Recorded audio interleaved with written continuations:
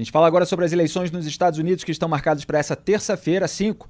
Em entrevista ao canal francês TF1+, Lula disse torcer por Kamala Harris. Segundo o petista, a adversária de Donald Trump é a melhor opção para, aspas, fortalecer a democracia, fecho aspas. Ele chegou a publicar isso no X, o antigo Twitter, também na semana passada. Vamos assistir.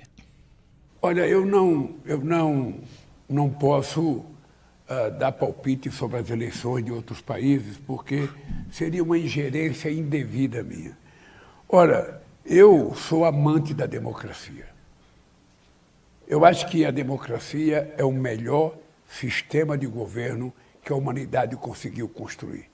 Somente através da democracia, um torneiro mecânico, sem diploma universitário como eu, poderia chegar à presidência da República durante 3 mandatos. Então, a democracia, para mim, ela é o espelho fiel de um sistema político que permite os contrários, permite os antagônicos, permite a disputa civilizada entre a humanidade na discussão de ideias, sem violência. Então, eu acho que a Kamala ganhando as eleições é muito mais seguro da gente fortalecer a democracia nos Estados Unidos. É muito mais seguro. Nós vimos o que foi o presidente Trump no final do seu mandato, ou seja, fazendo aquele ataque ao Capitólio, uma coisa que era impensável acontecer nos Estados Unidos, porque os Estados Unidos se apresentavam ao mundo como modelo de democracia. E esse modelo ruiu.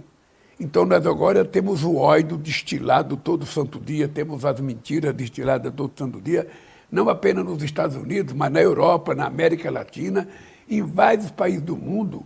É o fascismo e o nazismo voltando a funcionar, sabe, com outra cara. E como eu sou amante da democracia, acho que a democracia é a coisa mais sagrada que nós, humanos, conseguimos construir para bem governar os nossos países, eu, obviamente, que fico torcendo para Kamala ganhar as eleições. Quer dizer, o Lula tem esse método tradicional dele, de dizer que ele não pode fazer uma coisa e fazê-la logo em seguida. No mesmo discurso, na mesma declaração, na mesma entrevista, vocês acabaram de assistir, não sei se repararam. Eu não posso dar palpite na eleição de outro país porque seria uma ingerência devida. E o que ele faz em seguida? Ele dá palpite na eleição de outro país. Que era exatamente aquilo que ele fazia em relação a Hugo Chávez, em relação a Nicolás Maduro, ajudando a erguer e a consolidar e a manter e até a sustentar, nesse caso com o dinheiro dos brasileiros via BNDES, a ditadura chavista de Chávez e de Maduro. Ele mandou vários vídeos muito parecidos aí com essa declaração de apoio à chapa de Hugo Chávez, à chapa de Nicolás Maduro, em eleições, entre aspas, na Venezuela, que como a gente está vendo pela última experiência, eleições não são. Agora o Maduro aloprou de vez e cometeu essa fraude eleitoral que o Lula não condena, apesar de um ruído pequeno entre aliados, como a gente viu na semana passada. E depois o Lula ainda vem falar de nova forma de nazismo, associando isso aos adversários da esquerda americana ou brasileira, a Donald Trump, a Jair Bolsonaro, etc. Nazismo, o Lula não tem autoridade moral alguma para falar de nazismo. Ele está aí condenando Israel por se defender contra grupos terroristas, esses sim, com diversos expedientes nazistas, principalmente o extermínio de judeus, o extermínio de pessoas que moram em Israel. Nem todas são da comunidade judaica. Você teve ali árabes que foram assassinados, você teve drusos, você teve uma série de outros povos que acabaram sendo atingidos por aquele massacre. De pessoas com diversas nacionalidades foram sequestradas para a faixa de Gaza. E o Lula, o governo dele, emitiu uma nota para condenar a eliminação de um dos idealizadores desse massacre, o Ismail Haniyeh, quando ele foi eliminado em Teherã, no Irã, horas depois de comparecer à mesma posse do presidente eleito do Irã, junto ao vice do Lula, representante do governo dele, Geraldo Alckmin, como tantas vezes mostramos aqui nesse programa. Então, assim, é um festival de hipocrisia numa só declaração que o Lula dá. E quem também comentou a disputa foi Jair Bolsonaro. O ex-presidente afirmou que o retorno de Trump à Casa Branca é a certeza de um mundo melhor. Vamos acompanhar também. Eleições nos Estados Unidos, o maior país democrático do mundo. Em cena, o maior líder conservador da atualidade, Donald Trump. Em seu governo, os Estados Unidos projetava poder. não tivemos guerras. A paz se fez presente em todo o globo. Hoje vemos guerras, a volta do terrorismo e a censura aprisionando a todos.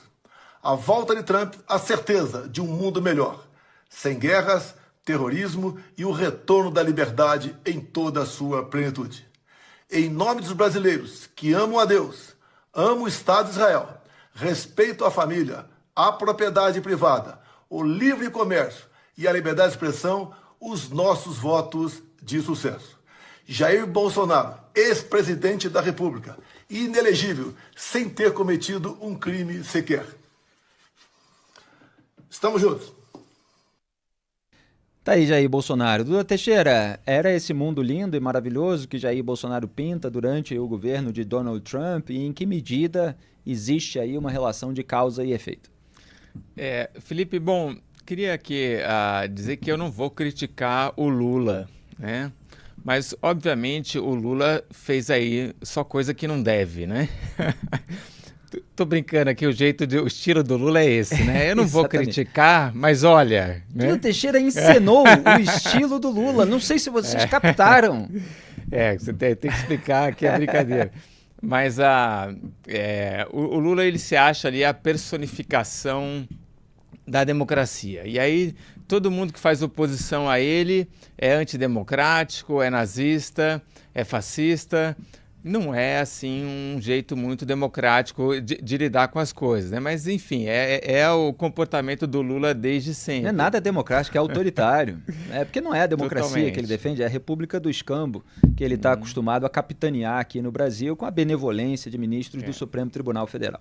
E essa conversinha, Felipe, já ninguém acredita, né? Quer dizer, tem tudo bem ali um grupinho ali mais petista que acha que o Lula realmente é a defesa, a personificação da democracia, mas uma grande parcela dos brasileiros não entende assim. E nos Estados Unidos ele fala da Kamala Harris como se fosse também a grande personificação da democracia, mas o Trump está ali 50-50 com ela, e os republicanos entendem que a ameaça à democracia é a Kamala Harris, não é o Donald Trump. Então, lá também essa narrativa de democracia contra os nazistas e fascistas também não tem funcionado.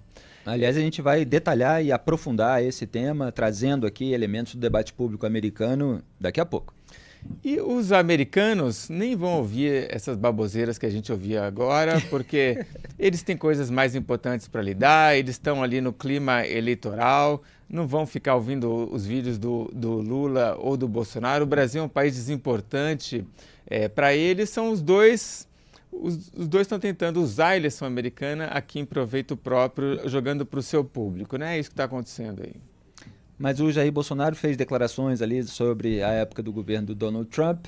A gente viu na semana passada como o Trump criticou a Liz Cheney, ex-deputada republicana, como uma falcão de guerra, porque fica lá num prédio chique de Washington querendo mandar 1000 tropas para a guerra, e ele com uma postura de quem não quer envolver os Estados Unidos em novas frentes de batalha, depois de todo o desgaste que teve na opinião pública, o governo de George W. Bush, em razão de guerras no Iraque, no Afeganistão, etc.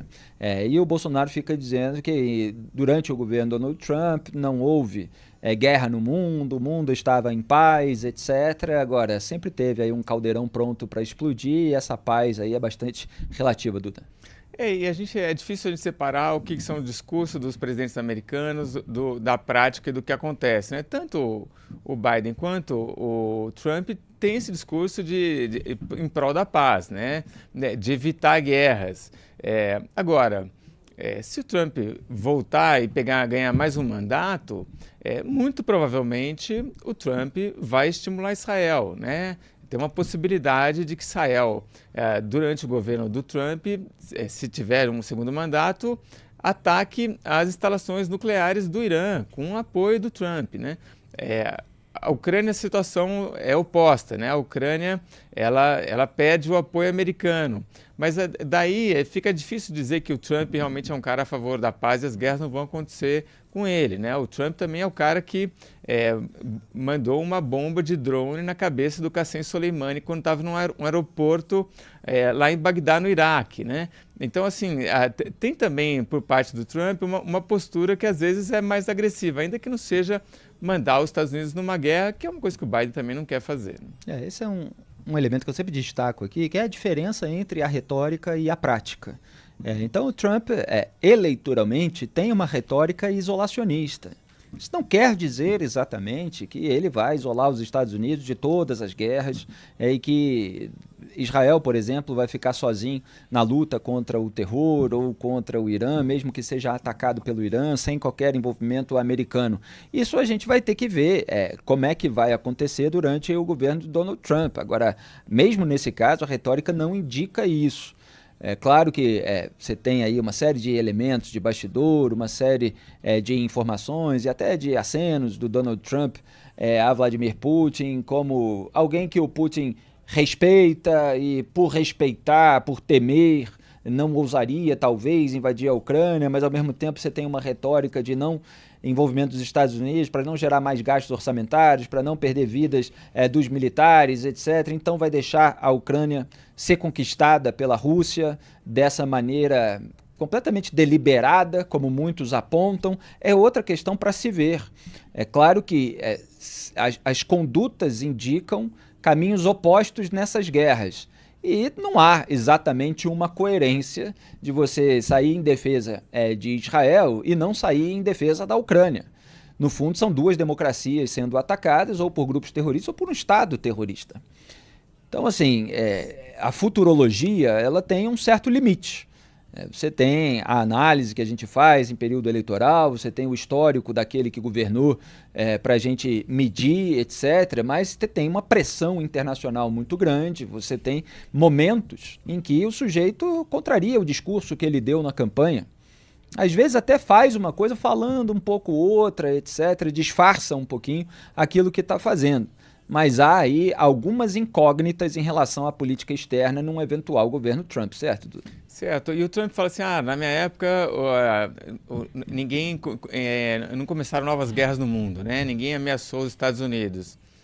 É verdade, agora quem garante que num próximo mandato também não comece uma nova guerra, né? Que a China não fique revoltada com a imposição de impostos de importação que o Trump quer impor e a China pegue e invada Taiwan, né? Quer dizer, não tem nenhuma garantia disso daí. É só o fato dele ali, o charme dele, a presença e garante a paz no mundo. É difícil de acreditar nesse tipo de coisa. E a historiadora e jornalista americana Anne Applebaum, que vem apontando riscos para a democracia dos Estados Unidos caso Donald Trump vença a eleição de terça-feira, 5 de novembro, declarou à Folha de São Paulo, em entrevista publicada nesta segunda 4, abro aspas, Trump chegou a citar os nomes das pessoas que iria perseguir, os parlamentares, que são do Partido Democrata, Nancy Pelosi e Adam Schiff, e o procurador especial Jack Smith. Trump já expressou de várias maneiras seu desprezo pela lei. Disse que queria ser ditador por um dia. Ele é um candidato à presidência e se diz que irá fazer isso, então nós temos que levar a sério. Fecho aspas.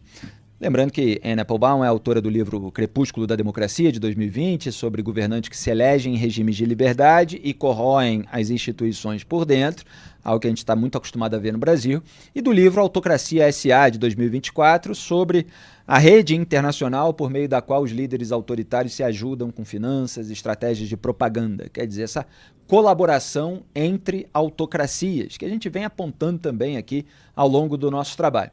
Agora, a retórica eleitoral do Trump é insuficiente para representar riscos à democracia dos Estados Unidos na visão de outros colunistas americanos não entrevistados por jornais brasileiros. Eu digo isso sem fazer juízo. As pessoas às vezes confundem quando a gente traz o debate público de outros países com determinados juízos. O que acontece é que muito do que se repercute no Brasil é exclusivamente o lado do Partido Democrata, o lado de uma esquerda americana, ou pelo menos da ala esquerda, a esquerda do Partido Republicano. E a gente tem que mostrar que nós não estamos sozinhos, vamos dizer assim, apontando algumas questões, sem que haja gente apontando no debate público americano algumas contestações de determinadas alegações ou eventualmente narrativas. E um desses jornalistas, colunistas americanos que contraria o discurso da Anne Applebaum, e ele já foi até repórter do Intercept, é Zaid Gilani, membro e escritor de um programa da Universidade de Berkeley que aborda a polarização política e cultural. Ele escreveu no X em 30 de outubro, abro aspas, Ocorreu-me que muitas dessas pessoas que argumentam que Trump vai transformar a América em uma ditadura não acreditam no sistema americano. Elas acham que ele depende do caráter de uma pessoa. Elas não acreditam que nossos freios e contrapesos funcionam. Bem, eu discordo. Eles parecem pensar que a América já é uma ditadura.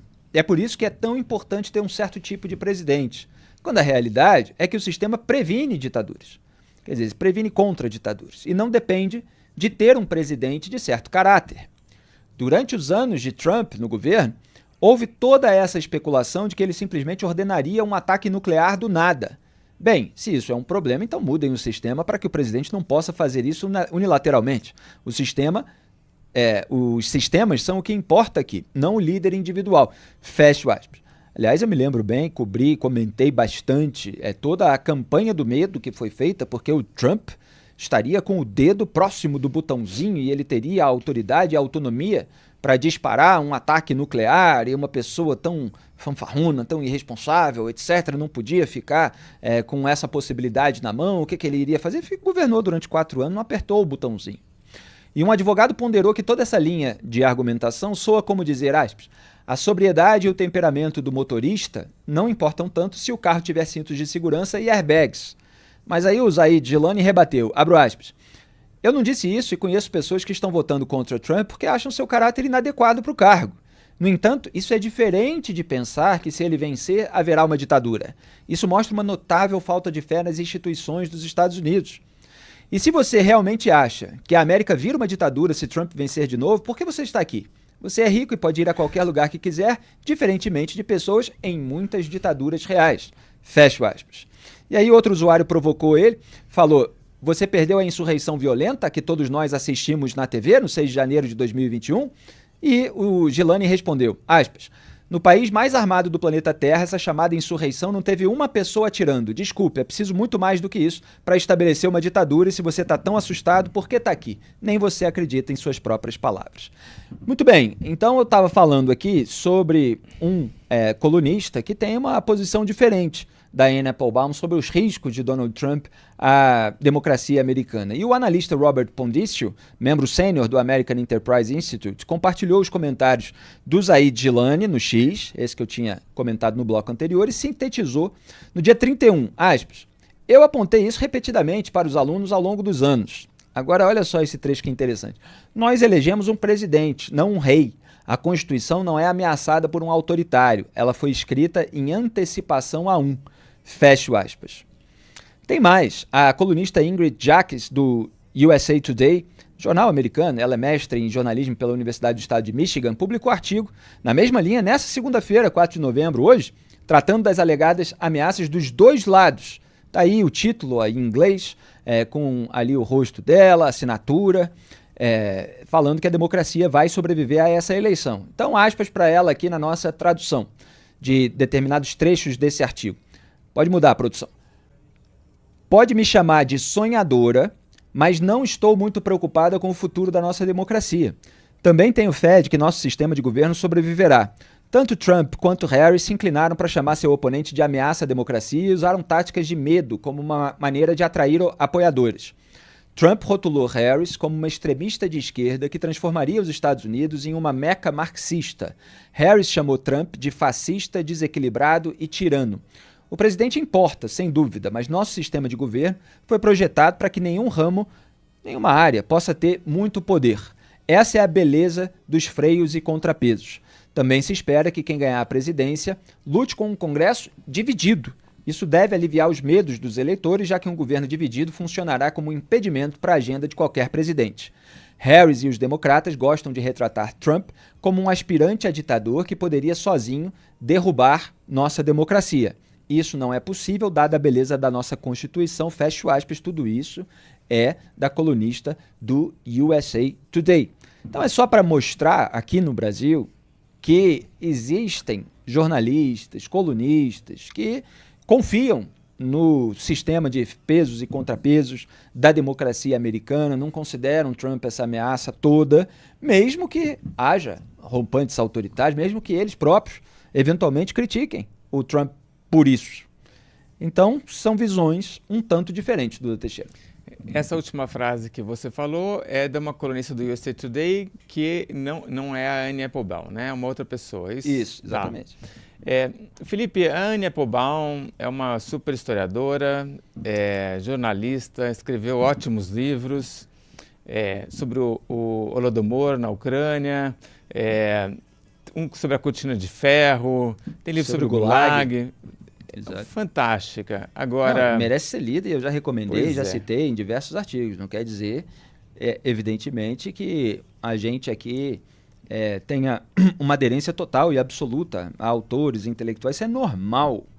A gente também não recorre a essa demonização barata de todo mundo que tenha posições eventualmente divergentes. E a gente critica Donald Trump por aquilo que ele é, por aquilo que ele já fez. É que o discurso, né, Duda, da ameaça à democracia, ele foi tão banalizado pelo campo da esquerda que me parece que ele já está vazio de sentido. Muita gente não confia, não tem um impacto muito grande sobre segmentos relevantes e decisivos da população, esse tipo de narrativa. Se a crítica fosse mais objetiva, mais pontual, me parece que seria mais capaz de romper as bolhas. Mas aquilo funciona dentro já de uma bolha no campo da esquerda.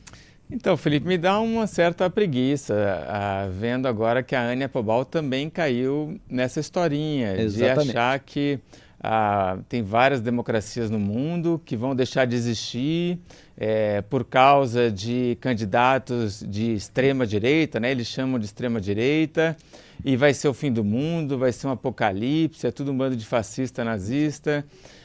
Então, assim, uma pena que ela tenha entrado nessa. Essa gente, acho que o cúmulo, o ápice dessa história foi aquele livro Como as Democracias Morrem, do Steven Levitsky e do Daniel Ziblatt, né? Eles falavam ali, traziam também o Jair Bolsonaro, o Viktor Orbán da Hungria e vários outros ali, explicavam, esses caras têm ali uma estratégia, tal, faz isso, faz aquilo, acabou a democracia, né?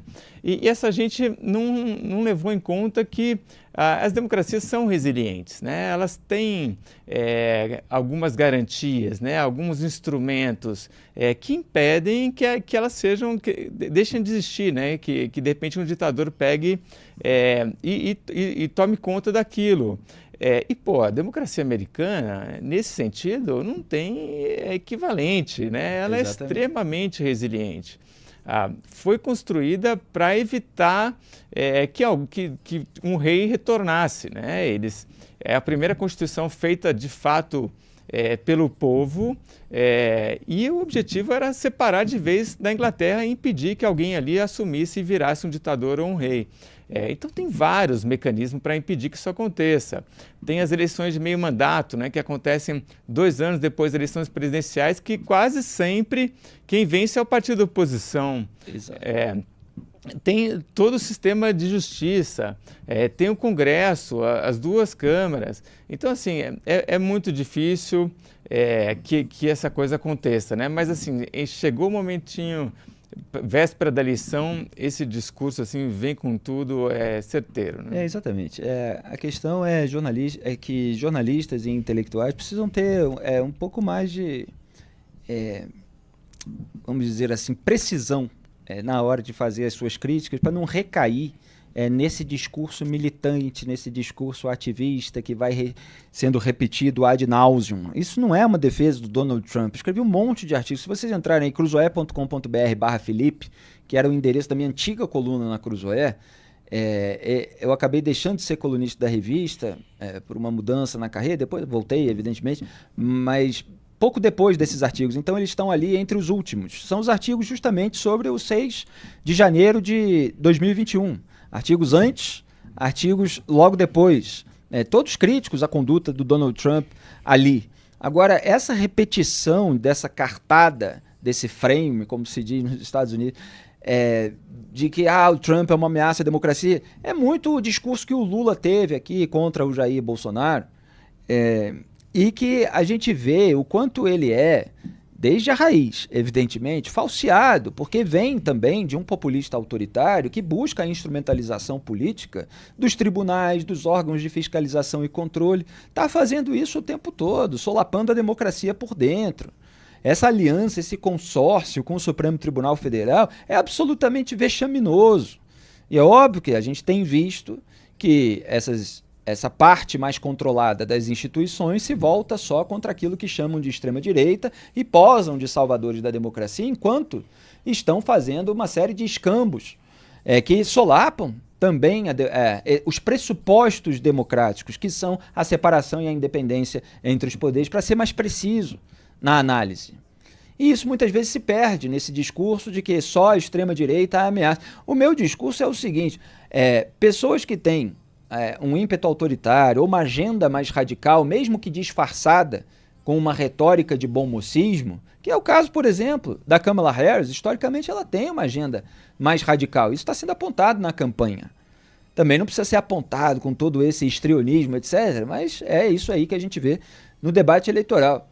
Essas pessoas buscam tomar o controle das instituições. Nos Estados Unidos tem até uma expressão para o deep state, é o Estado profundo, quer dizer, você tem ali toda uma casta de burocratas que vai sendo nomeada, que vai sendo indicada, que formam aquela companheirada que acaba usando o Estado em benefício de um determinado partido político. Então, essa preocupação ela tem que ser permanente na atividade jornalística e intelectual em relação a todos os lados. Eu entendo, eventualmente, que haja uma preferência por um lado, que se veja um risco maior do outro, mas quando se perde nesse discurso de que só um lado ameaça a democracia e o outro é lindo, sabe? Fica parecendo isso, que o outro é santinho, que no outro não tem risco nenhum. Ora, o jornalismo tem que atuar de uma maneira vigilante, seja quem estiver no poder, e aqui não estou dizendo que ninguém vai. Pelo contrário, estou dizendo que vai haver ímpeto autoritário, seja quem ganhar essa eleição, e estaremos vigilantes e apontando isso e fazendo todo o trabalho que é necessário para que a democracia tenha a sua resiliência, como o Duda apontou. Para completar, Duda? Ela fala ali, ele disse que vai ser um ditador, né? Preciso colocar as coisas dentro do contexto. Ele está dando uma entrevista para um jornalista que é um desses que meio que bajulam o Trump, e o sujeito pergunta, você vai usar a máquina do Departamento de Justiça para perseguir opositores? E o Trump fala, só no primeiro dia. Faz isso meio que brincando, né? Assim, então eu acho que é difícil, ele vai prender todo mundo, né? Vamos ser cautelosos aí. Eu conheço um regime que faz isso. Duda, só para terminar aqui a nossa análise, você estava falando de como as democracias em geral são resilientes e que a democracia americana é a mais resiliente de todas. No entanto, há, de fato, lideranças que chegaram ao poder pela via democrática da eleição e solaparam tanto os pressupostos da democracia por dentro e foram espalhando os seus tentáculos na máquina pública, no Estado, nos tribunais, que acabaram transformando aquele país numa ditadura. E há exemplos assim, à direita e à esquerda, e aqui a Venezuela é o exemplo à esquerda mais tradicional. Embora alguns analistas na TV atualmente queiram empurrar o Maduro para o colo da direita, né? Porque ele é daquela esquerda mais do tempo da Guerra Fria, não essa identitária. Então já estão querendo dizer que ele não é de esquerda, na verdade, é um conservador de direita, isso é tudo conversa fiada. Então, de fato, há democracias que têm uma resiliência menor. Você tem pessoas que conseguem ir impondo o seu autoritarismo, controlando e manipulando as massas. Aliás, o próprio Hitler ele foi eleito, ele chegou ao poder por vias populares, com as liberdades que tinha naquela época de disputa, etc., e depois foi transformando a Alemanha no nazismo expansionista, que deu em tudo aquilo que deu. Então, assim, há, de fato, alguma preocupação quando determinadas figuras chegam ao poder com determinado tipo de discurso. Agora, de fato, nos Estados Unidos, até essa polarização ajuda um pouco a frear. Há ferramentas para frear qualquer lampejo maior autoritário, mesmo que seja permanente. Diga. Felipe, e recomendo, tem um livro que chama, foi lançado esse ano, né? Por que a democracia brasileira não morreu, que é do Carlos Pereira, da Fundação Getúlio Vargas, e ele diz ali, né? Ele rebate essa ideia do Daniel Ziblatt e do Steven Levitsky, falando exatamente da resiliência das democracias. E ele fala que quando você tem vários ciclos eleitorais seguidos, que você não sabe quem vai vencer, Quando você tem um país que é mais rico, que tem um bom PIB per capita, é muito difícil a democracia morrer. O Brasil passa nesses dois quesitos ali, um pouquinho para cima, e os Estados Unidos ganham de lavada. É muito difícil a democracia americana morrer. Aliás, eu estive na Brasil Conference lá em Boston nesse ano, foi em abril, e o debate, a mesa, foi debate, né? A mesa de abertura era entre o atual presidente do STF, Luiz Roberto Barroso, e o Steve Levitz, é assim que se fala, né, o nome dele, porque professor de Harvard, que escreveu Como as Democracias Morrem, etc. E assim, eu tratei na minha mesa de contrapor um pouco aquilo que foi dito naquela mesa, porque ficou parecendo, de fato, até pelo discurso do Barroso, na esteira do 8 de janeiro de 2023, do bolsonarismo, etc., parecia que os riscos vinham todos da extrema-direita, do populismo autoritário de direita, porque era uma mesa sobre populismo autoritário, pelo menos o discurso do Barroso se focou nisso. Então eu falei dos riscos do populismo autoritário de esquerda e do que eu chamo já de supremo populismo, que é essa visão de nós, os democratas, contra eles, os antidemocráticos, que a gente está vendo no Supremo Tribunal Federal, enquanto os ministros estão aí deixando impunes até José Dirceu e fazendo uma série de acordões e acertos com o governo Lula, com campanhas conjuntas, inclusive, contra supostas fake news, regulação de redes sociais e muito mais. Fora quando o Ricardo Lewandowski, por exemplo, suspende lá os efeitos da lei das estatais e depois passa para o governo que ele beneficiou com a decisão. Então, eu fiquei... eu lamentei, na verdade, quando eu estava assistindo aquele debate, que o Steve Levitz, é claro que eu dou um desconto para ele, que ele estava sendo cordial também com o Barroso, mas ter aderido tanto a essa narrativa da esquerda brasileira. Precisa também olhar com olhos mais críticos, mais clínicos, aos métodos da esquerda brasileira, que posando de defensora da democracia, com essa afetação de bom-mocismo, muitas vezes está lá fazendo os seus escambos para blindagem, enquanto esquemas como aqueles que a Lava Jato descobriu, de corrupção e lavagem de dinheiro, correm solto, ou quando você tem uma institucionalização de determinados outros esquemas de escambo, de toma lá da cá.